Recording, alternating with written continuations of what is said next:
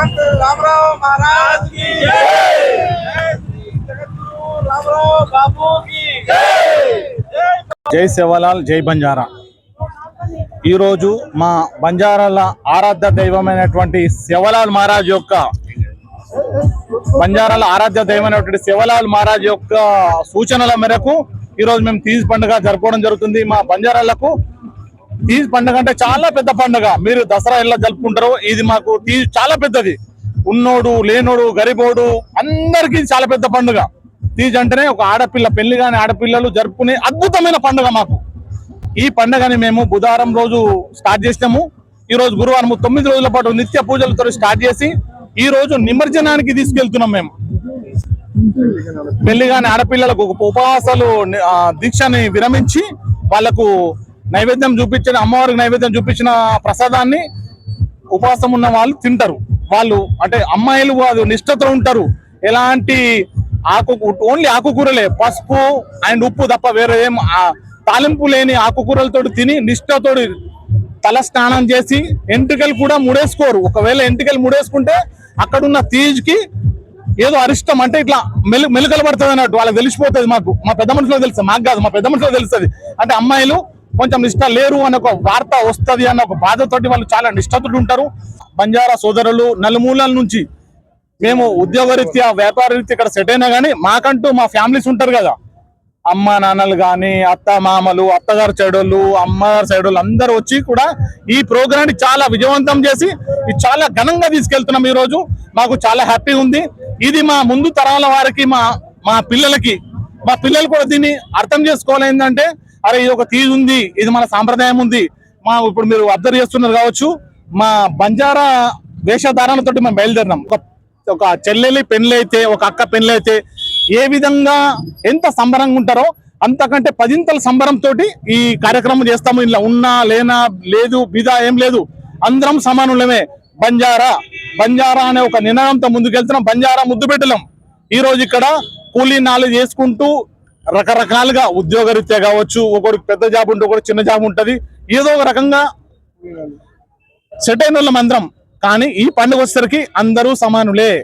మా దాంట్లో భేదాలు నువ్వు ఉన్నోడుగా నువ్వు చిన్న ఇదేం లేదు.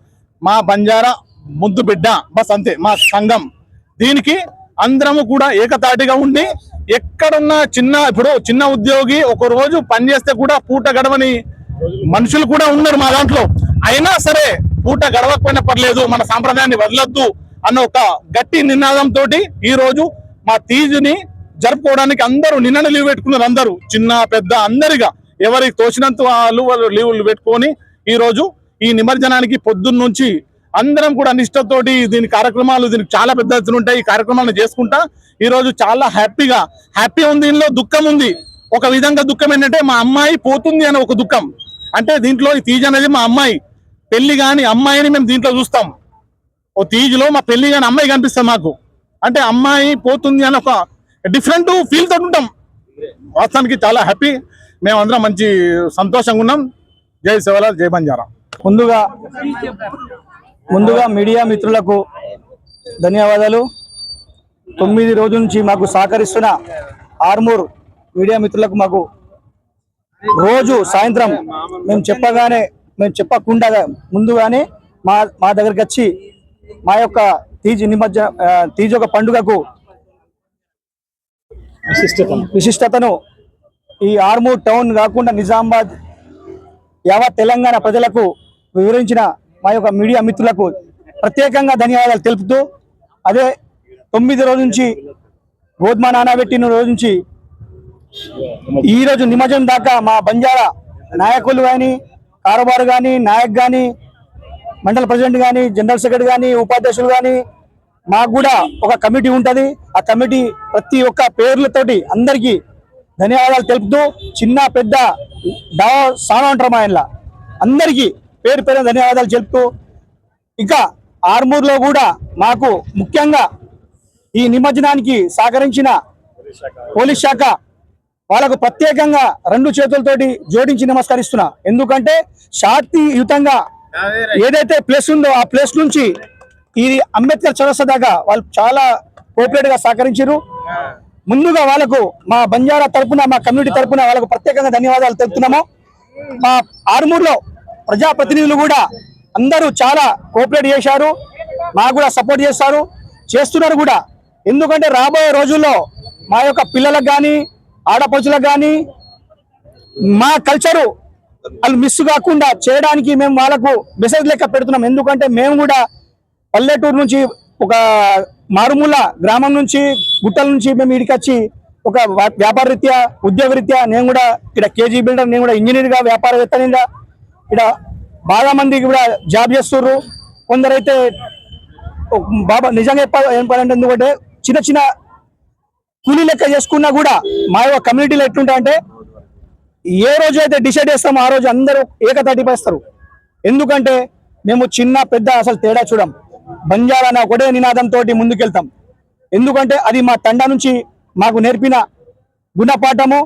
మాకు ఎప్పుడైతే మా తండాల నాయక్ కారబారి మాకు వాళ్ళు చెప్తారు ఒకటే, మీరు ఎక్కడ పోయినా ఏ జిల్లా పోయినా ఏ రాష్ట్రం పోయినా ఒకటే నినాదంతో మాట్లాడాలా, బంజారాలు కలిసినప్పుడు బంజారా మాటనే మాట్లాడాలా.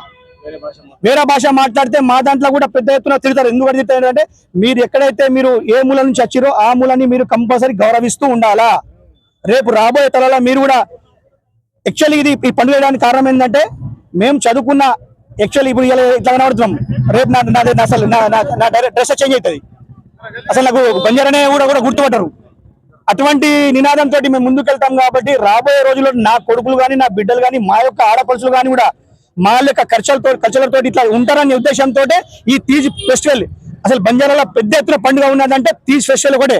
మన హిందూ సాంప్రదాయం సనాతన ధర్మం ప్రకారం మనకు బతుకమ్మ ఎట్లానో 9 రోజులు చేసి మనం ఎట్లా చెరువుల నిర్మాణం చేస్తామో ఇది ఈ నినాదంతో మేము కూడా సేమ్ అంటే 9 రోజులు నృత్యాలు చేసి పాటలు పాడుతూ మా ఆడలు మగవాళ్ళంతా కలిసి నృత్యాలు చేస్తూ 9వ రోజు మొత్తం చెరువులను నిమజ్జనం చేస్తాం. నిమజ్జనం చేసిన రోజు మా ఆడపిల్లలు ఏడుస్తారు. ఆ ఏడుపు అంటే వాళ్ళకి ఎట్లా తెలుసా, అసలు యాక్చువల్లీగా గోధుమలు అనేది 9 రోజుల్లో నాట్యేజ్ 1 ఫీటు 2 ఫీట్ పెరగది. కానీ మా యొక్క నిబద్ధతతో నిశ్శబ్దతోటి ఆడపిల్లలు పెట్టే గోధుమ వాళ్ళు ప్రతిరోజు వితౌట్ ఆయిల్ వితౌట్ మన ఏది సాల్ట్ ప్లస్ పసుపు వాళ్ళు తినేటిది కూడా ఆకుకూరలు మాత్రమే. మళ్ళా బెడ్రూమ్ లో మంచం కూడా పడుకోరు, నేలపై షాప వేసుకొని పడుకుంటారు.